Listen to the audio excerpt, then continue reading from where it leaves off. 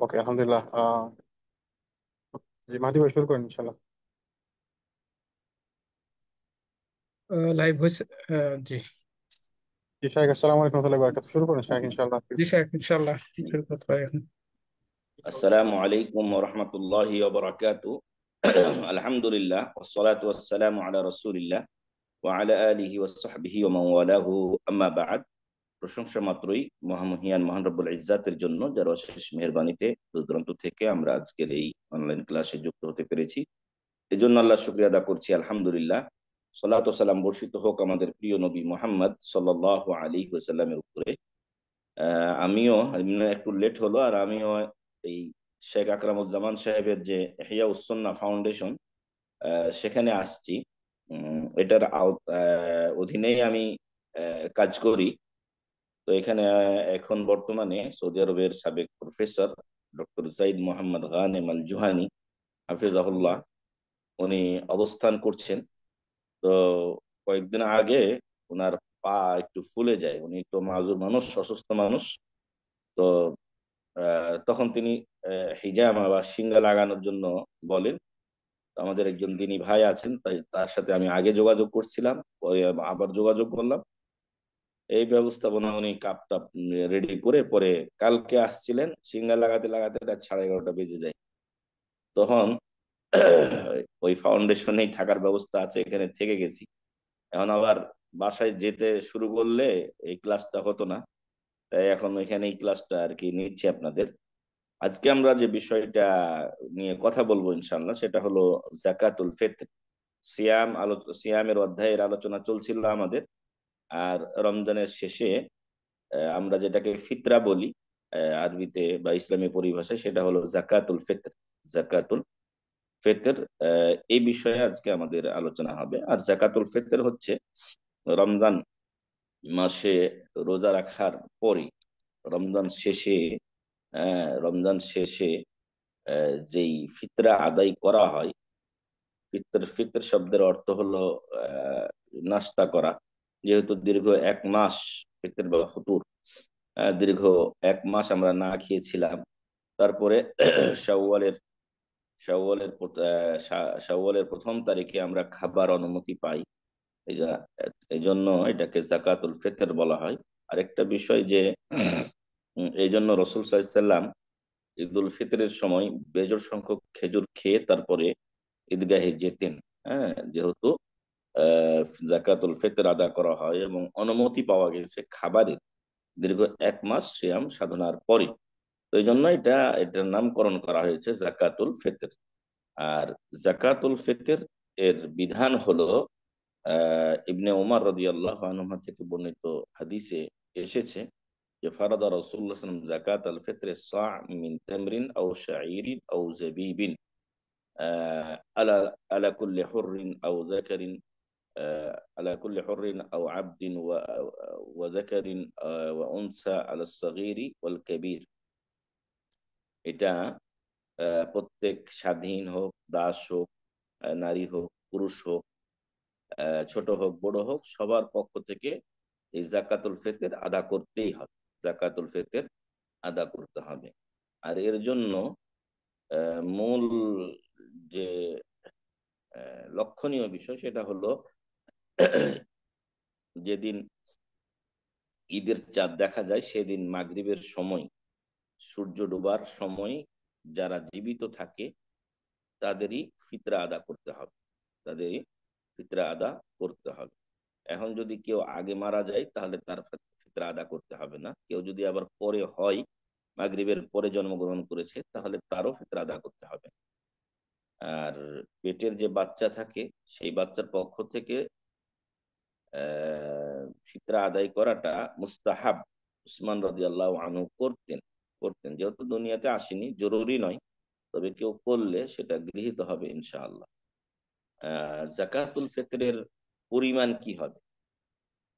একটু আগেই আমরা আহ, বললাম হাদিসে ফারাদা রাসূলুল্লাহ জাকাত আল ফিতরে সা'আম মিন তামর। সা, একশা পরিমাণ। তো এই একশা যেটা, এটা একটা পাত্রের মাপ, যেটা আমরা আগের দিনে দেখেছি, এখনো অনেক জায়গাতে আছে এটা। যখন ভাত রান্না বান্না করা হয় আমাদের সমাজে, তখন কাঠার মাপ দেওয়া হয়। বেতের কাঠা আগে থাকতো, সেটা দিয়ে 1 কেজি কাঠা ওইভাবে ওজন করে দেওয়া হতো। আমার ছোটকালে আমি দেখেছি তারা মানুষেরা ধান মাপতো আহ, এই বড় কাঠার মাপ, তো ওজন দিত না তারা, ওইটাই তাদের একটা ওজন পরিমাপ করা ছিল। আর এতে সুবিধা হতো তাদের জন্য। তো এই পাত্রের মাপ একশা পরিমাণ এটা হলো একটা পাত্রের মাপ। আর এভাবে এখন অনেকেই গ্লাসের মাধ্যমে চাউল মেপে রান্নার জন্য চড়াই, এরকম করে থাকে।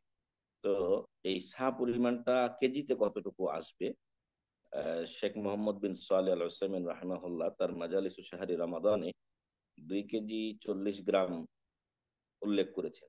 তবে বেশিরভাগ ওলামায়ে কেরাম 2.5 কেজির মতো উল্লেখ করেছেন।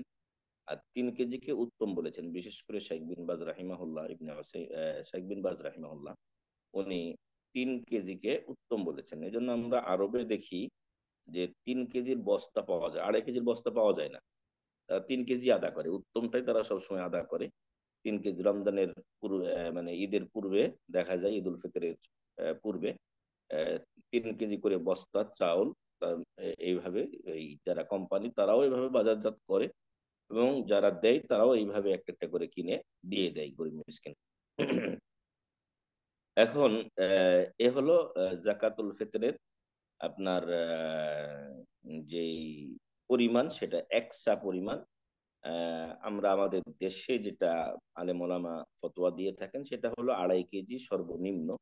কেউ যদি 3 কেজি দেয় তাহলে সেটা আরো উত্তম, 3 কেজি দিলে সেটা উত্তম।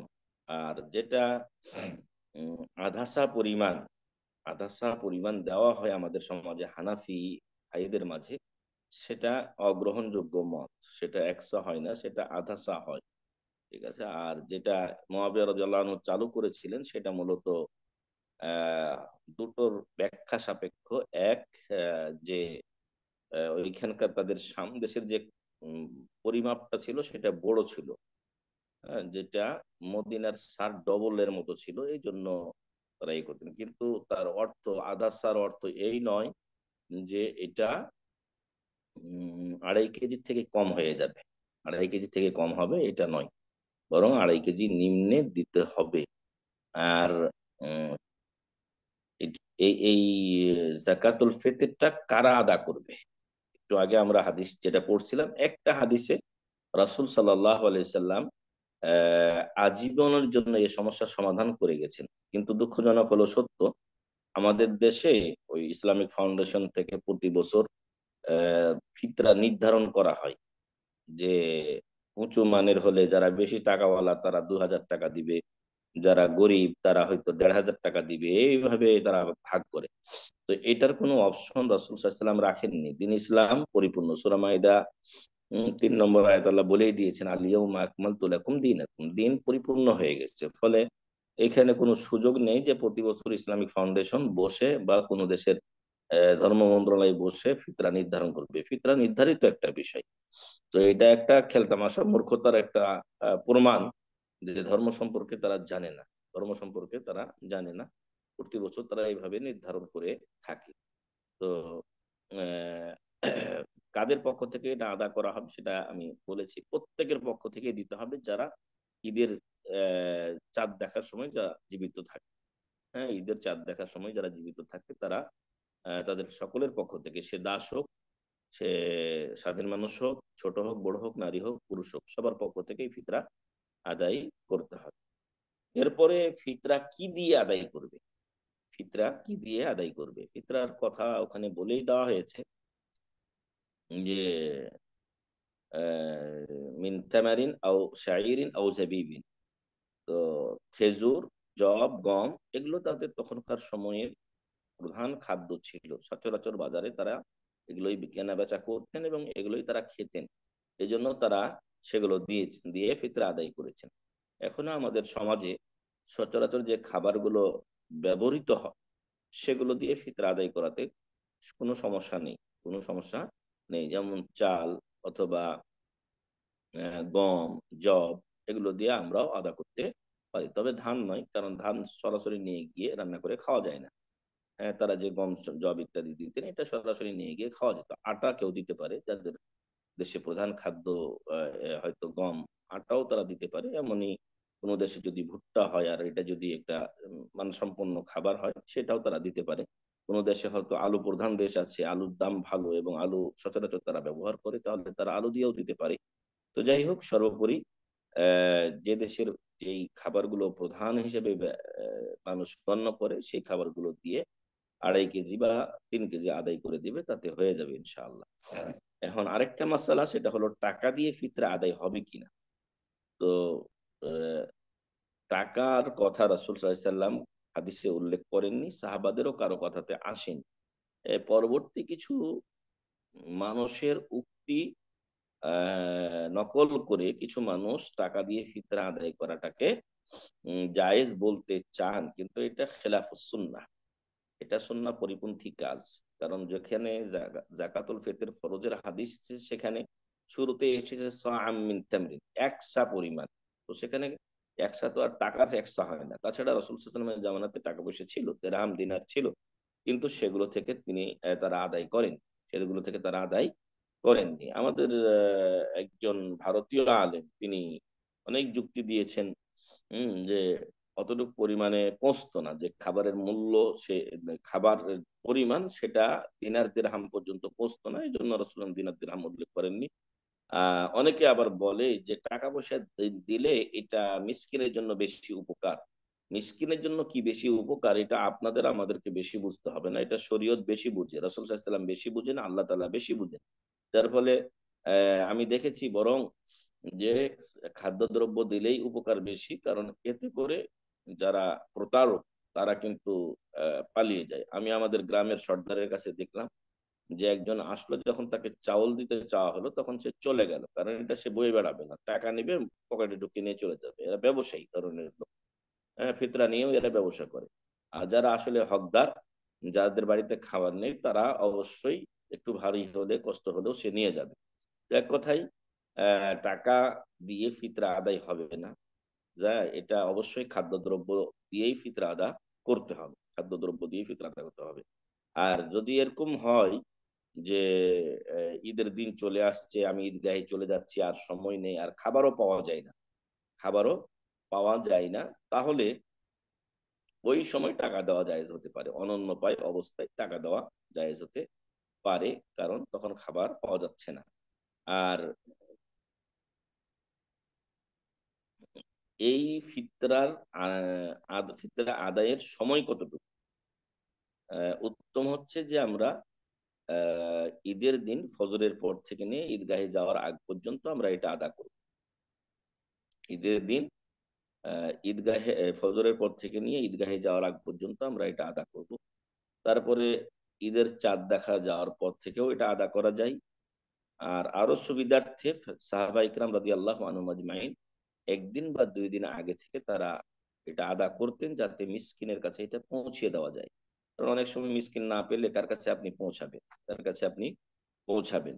তো এই জন্য এই বিষয়গুলো অবশ্যই লক্ষণীয়। আর এর আগে কেউ যদি দিয়ে দেয়, তাহলে ওটা ফিতরা বলে গণ্য হবে না। এর আগে মানে ধরেন 28 রোজার আগেই যদি কেউ দিয়ে দেয়, তাহলে সেটা ফিতরার কাতারে পড়বে না। ফিতরার সময়ই হলো ঈদের চাঁদ দেখার পর থেকে এটা আদায় করা উচিত। আর সুবিধার্থে সাহাবায়ে কেরাম মিসকিনের কাছে এটা পৌঁছানোর জন্য এই 1 দিন 2 দিন আগে তারা দিতেন, সেটা দেওয়া যেতে পারে। যেহেতু হাদিসে প্রমাণ এসেছে সাহাবাদের আমল থেকে, সেহেতু 1 দিন বা 2 দিন আগে দেওয়া যেতে পারে। আরেকটা বিষয় যে যদি গরিব মানুষ হয় তখন তাকে ফিতরা দিতে হবে কিনা। তো ওলামায়ে কেরামের ফতোয়া এটাই যে ঈদের দিনের খাবার রাখার পরে যদি কারো কাছে অতিরিক্ত কিছু খাদ্য থাকে, তখন অবশ্যই তাকে আদা করতে হবে। আর যদি ওই ঈদের দিনের খাবার রাখার পরে তার কাছে অতিরিক্ত কিছু না থাকে, তাহলে তাকে আর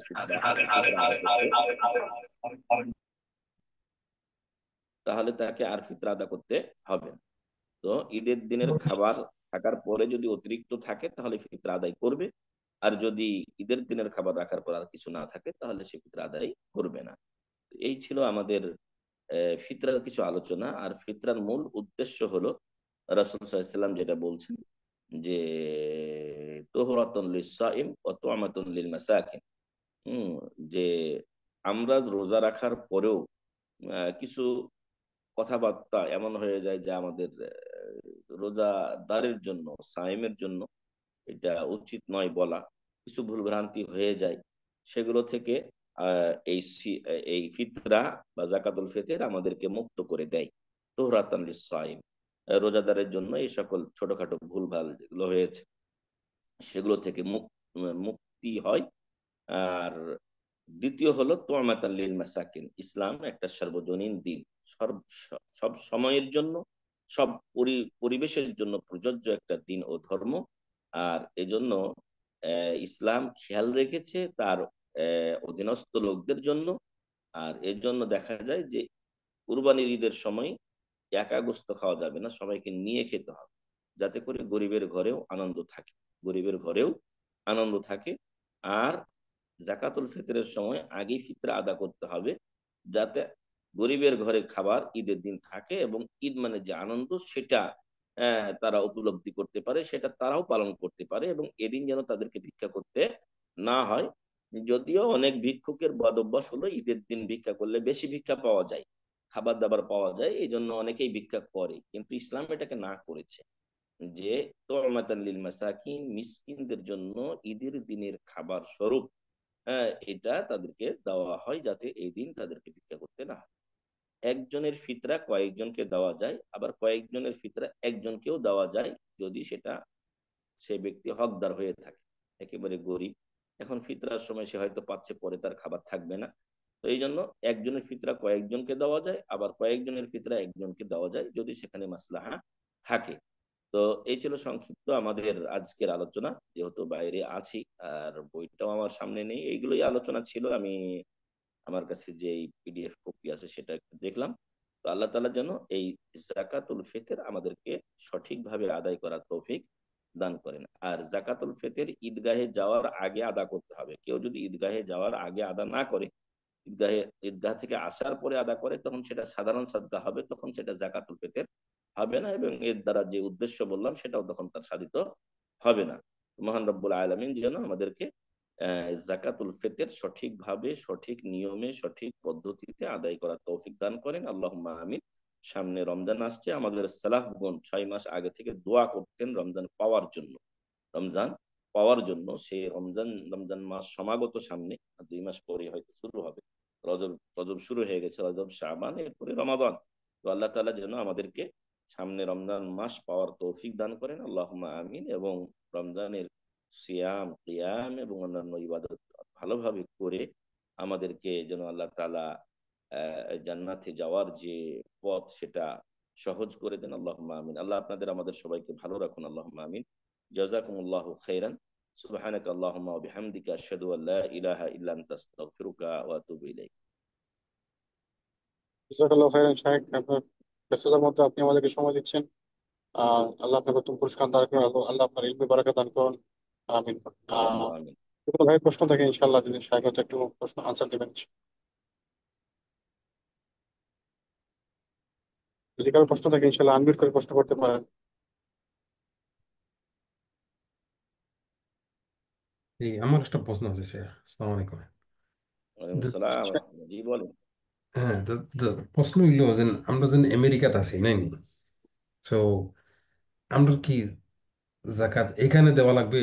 কারণ এখানে তো আমরা লাগি, এটার অ্যান্সার জানি, but what's the ruling behind? বারাকাল্লাহু ফিক। বিষয়টা আমি ভুলে গেছিলাম, একবার খেয়াল হয়েছিল, আসলে মুখস্থ বিষয়গুলো তো এই জন্য এই পয়েন্টটা ছুটে গেছে। তো উম, আসলে মূলত নিয়ম হলো যে যেখানে আছে সেখানেই জাকাতুল ফিতর আদা করবে। জাকাতুল ফিতর সে সেখানেই আদা করবে, এটা হলো নিয়ম, যদি সেখানে গরিব মিসকিন থাকে।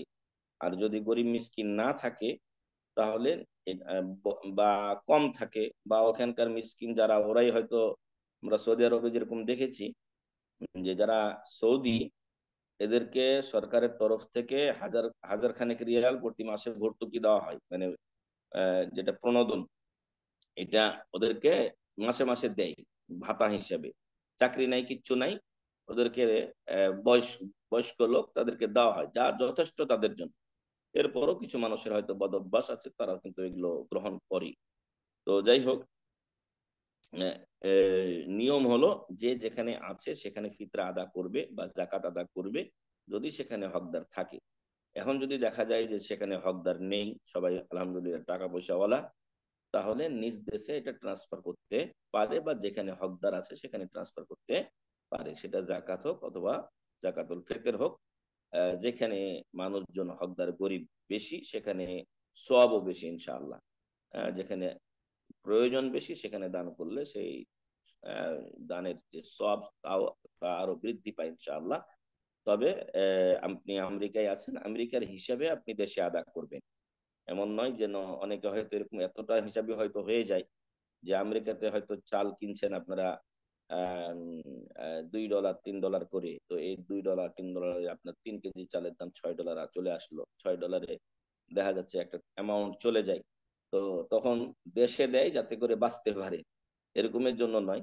হ্যাঁ, ওইটা এখন ওই টাকাটা, যে টাকাটা দিয়ে আপনি ওইখানে কিনে দিতেন 3 কেজি চাল, ওই সমপরিমাণ টাকা আপনি যেখানে দিবেন, বাংলাদেশ হোক অথবা অন্য কোনো জায়গাতে, যদি গরিব মিসকিন এলাকায় যদি আপনি দিতে চান, তাহলে আপনার টাকাটা সেখানে পাঠিয়ে দিবেন। সেখানে একজন দায়িত্বশীলকে বলবেন চাল কিনে যেন তিনি বিতরণ করে দেন গরিবদের মাঝে, ওই ফিতরার নিয়মে, যে টাইমে ফিতরা দেওয়া হয়।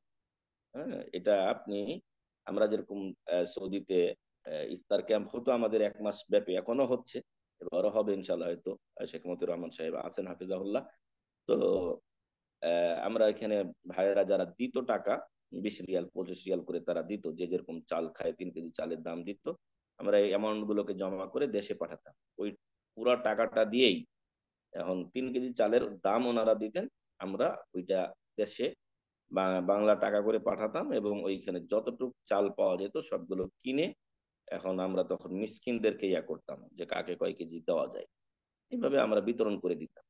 তো এভাবেও করতে পারেন যে আপনি আমেরিকাতে যেটা বলছেন যে এখানে মিসকিন নাই বা কিছু, তাহলে আপনি দেশেও এটা দিতে পারবেন, তবে আমেরিকার হিসাবে দিয়ে, যাতে গরিবের হকটা বেশি রক্ষা হয়, গরিব বেশি উপকৃত হন। আর যদি বাংলাদেশের হিসাবে দেওয়া হয় তখন কিন্তু গরিব বা মিসকিনকে ঠকানো হবে। এটা না করে আপনি আমেরিকার হিসাবে সেখানে দিবেন, যে আপনার $5 $10 যেটা হয়, সেই ডলার দিয়ে যে কয় কেজি চাল পাওয়া যায়, সেই কয় কেজি চাল কিনে দিবেন ইনশাআল্লাহ। আশা করি বুঝতে পেরেছেন। জাজাকুমুল্লাহ খাইর। জাজাকাল্লাহ। মিসকিন, মিসকিন বলতে আছে মিসকিন, বাট এটা 99% হইলো মিসকিন মুসলমান নয়, বুঝছেন নি? সো হুম। এইটা কি। যাই হোক, আপনি দেখবেন মিসকিন বলতে যারা চলতে পারে না, বছরের খরচ হ্যাঁ, জোটে না, 1 মাসে তার হয়তো $2000 দরকার, কিন্তু সে ইনকাম করতে পারে না পুরোটা। হ্যাঁ, এরকম একটা আর কি সিচুয়েশন। মিসকিন হলো সেই লোক যার পুরো মাসের খরচ বা পুরো বছরের খরচ চলে না, না, এরা হলো মিসকিন। বারাকাল্লাহ ফিক। ঠিক আছে, আচ্ছা, জাযাকুমুল্লাহ খাইর। এক, একটা প্রশ্ন ছিল আর কি, একটু কনফিউজিং জি। কনফিউজিং যে আমরা তো এখান থেকে আমাদের দেশে একটা ভাইয়ের মাধ্যমে আমরা জাকাতের ভিতরে টাকাটা পাঠাই দিই, তাই না? যেহেতু আমাদের হুম। এখানে ধরেন এবারে $10 করে পার পার্সন জাকাত ফিতরা হয়, তাই না? তো সেটা আমরা যদি মসজিদ থেকে উঠাই দিই একসাথে, তো 150 200 লোকের ফিতরা হয়ে যায়, অনেক টাকা হয়ে যায় দেশের জন্য, তাই না? তো যে ভাইয়ের কাছে আমরা পাঠাই, অনেকটা অর্গানাইজেশন আছে, উনি করে কি ওই পরিমাণ টাকা দিয়ে, তো উনি চাল তো দে, কিছু চাল দিয়ে ধরেন এক একজনকে ধরেন আধা বস্তা 1 বস্তা চাল দিয়ে, সাথে একটু সেমাই দিয়ে, সাথে একটু ডাল দিয়ে, সাথে একটু একটা একটা গরু কিনে উনি গরু জবাই করে গরুর মাংস একটু একটু দিয়ে দেয়। তো এইটা কি ঠিক আছে, নাকি শুধু চাল দিতে হবে, বা গম শুধু দিতে হবে, এটা নাকি যে কোনো খাবার দেওয়া যায়? রসুল সাল্লাল্লাহু আলাইহি ওয়াসাল্লামের জামানায় যেগুলো, তাদের সময়ও তো তারা গোশত খেয়েছেন, কিন্তু তারা সেগুলো দেন।